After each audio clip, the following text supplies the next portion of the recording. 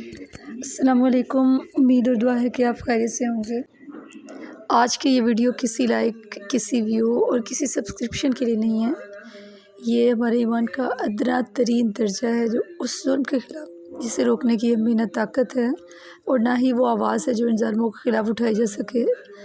بس یہ دل میں کیا جانے والا ایک افسوس ہے اور غم و غصہ ہے جس کا نہ تو کوئی فائدہ ان مظلوم فلسطینیوں کو ہوگا اور نہ ہی ان ظالموں کا ہاتھ روکنے کے قابل ہے۔ یہ اپنے فلسطینی بہن بھائیوں اور بچوں کی مشکلیں دیکھ کر، ان کی مجبوریاں دیکھ کر، ان کی مظلومیت دیکھ کر ہم افسوس کرنے کے سوا کچھ بھی کرنے کے قابل نہیں ہیں۔ 2 سے 3 دن ہو گئے ہیں یوٹیوب پر اور سوشل میڈیا پلیٹ فارم پر فلسطین کے حالات، فلسطین میں ہونے والی تباہ کاریاں، بلکتے بچے، روتی ہوئی مائیں، دھماکوں کی گونج میں دب جانے والی اللہ اکبر کی صدا اور اس تمام منظر میں موجود افراد کی آہیں، ان کی سسکیاں، یقین کریں دل رو پڑتا ہے۔ اس قیامت خیز ظلم کے خلاف ہم آواز کیسے اٹھا سکتے ہیں؟ ہم اتنا کر سکتے ہیں کہ اسرائیلی پروڈکٹس کا آخری حد تک بائیکاٹ کریں۔ جس حد تک ہماری پہنچ ہے اس حد تک ہم اپنا احتجاج ریکارڈ کروائیں۔ آپ کو واقعہ تو یاد ہوگا نا، جب حضرت ابراہیم علیہ السلام کے لیے نمرود نے آگ بھڑکائی تھی تو ایک چھوٹی سی چڑیا اس آگ کو بجھانے کے لیے اپنی چونچ میں پانی کا قطرہ لاتی تھی، اس آگ پر ڈالتی تھی، پھر دوبارہ جاتی تھی، پانی کا قطرہ لے کر آتی تھی اور اس آگ پر ڈالتی تھی۔ کسی نے اس سے کہا کہ تمہاری اتنی محنت کا کیا فائدہ، تمہاری اس ایک ایک قطرے سے اس آگ کو تو کوئی فرق نہیں پڑنے والا۔ تو چڑیا نے کہا کہ نہیں، میں اپنی کوشش کروں گی، بے شک اس کو کوئی فرق پڑتا ہے نہیں پڑتا، لیکن اللہ نے مجھے کوشش کا حکم دیا ہے تو میں اپنی کوشش کروں گی جس حد تک ممکن ہو سکے۔ تو کیا ہم لوگ اس چھوٹی سی ننھی سی کمزور سی چڑیا سے بھی گئے گزرے ہیں؟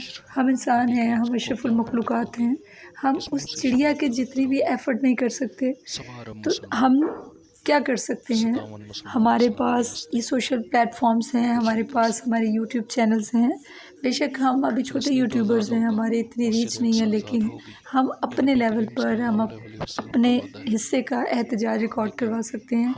سب جتنے بھی اس وقت ہمارے دیکھنے والے ہیں، جس تک بھی ہماری ویڈیو پہنچتی ہے، ان سب سے گزارش ہے کہ ضرور غزہ میں ہونے والے اسرائیلی مظالم پر ایک چھوٹی سی ویڈیو ضرور بنا کر ڈالیں۔ یہ سمجھے کہ آپ نے اپنے حصے کا قطرہ اس آگ پر ڈال دیا ہے، تاکہ قیامت کے دن جب اللہ تعالیٰ آپ سے سوال کریں تو آپ کے پاس یہ قطرہ موجود ہو اپنی صفائی پیش کرنے کے لیے کہ یا اللہ ہم بے بسیوں کی چادریں لپیٹ کر اس کے پیچھے چھپ چکے تھے، لیکن یا اللہ ہم جتنی کوشش کر سکتے تھے ہم نے وہ کوشش کی۔ اللہ پاک ہمیں ہماری اس بے بسی کے لیے بھی معاف فرمائے۔ جلال صاحب، انتہائی افسوس کے ساتھ یہ میں کہوں گی کہ مسلم امہ کا جو کردار ہونا چاہیے تھا اس پوری صورتحال میں تو مطمئن نہیں ہوں۔ بہت شکریہ محترمہ۔ دیکھیے، سب سے پہلی بات تو میں یہ کہوں گا کہ بہت فرق ہوتا ہے اگر آپ کسی پاکستانی تجزیہ نگار کو آپ دعوت دیتی ہیں یا کوئی اور فارنر ہو اور فلسطینی جس کے اوپر بیٹ رہی ہے۔ میں خود غزہ کا ہوں، میں خود فلسطینی ہوں۔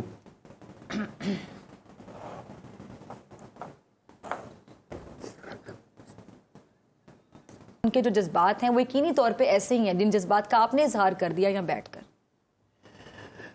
دیکھنے میں اور محسوس کرنے میں بڑا فرق ہوتا ہے۔ جس کو چوٹ لگتی اسی کو محسوس ہوتا ہے۔ باقی امت مسلمہ کا جو آپ نے ذکر کیا ہے، بس امت مسلمہ کو میں صرف یہی کہوں گا، غزہ کی عوام، غزہ کے بچے ہیں، آپ کو قیامت دن تک معاف نہیں کریں گے، قیامت دن تک معاف نہیں کریں گے۔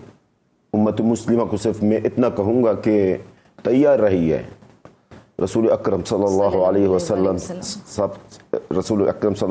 کا سامنے پیش ہونے کے لیے، اللہ تعالیٰ کے سامنے پیش ہونے کے لیے تیار رہی ہے۔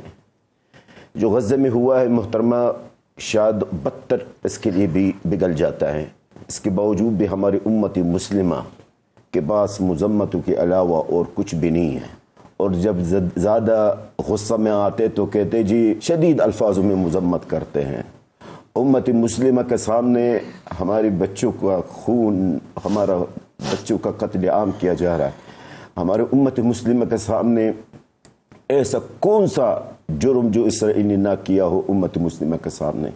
क्या है उम्मत मुस्लिमा ने किया है? कुछ भी नहीं किया है और ना ही कुछ करने का इनका इरादा है।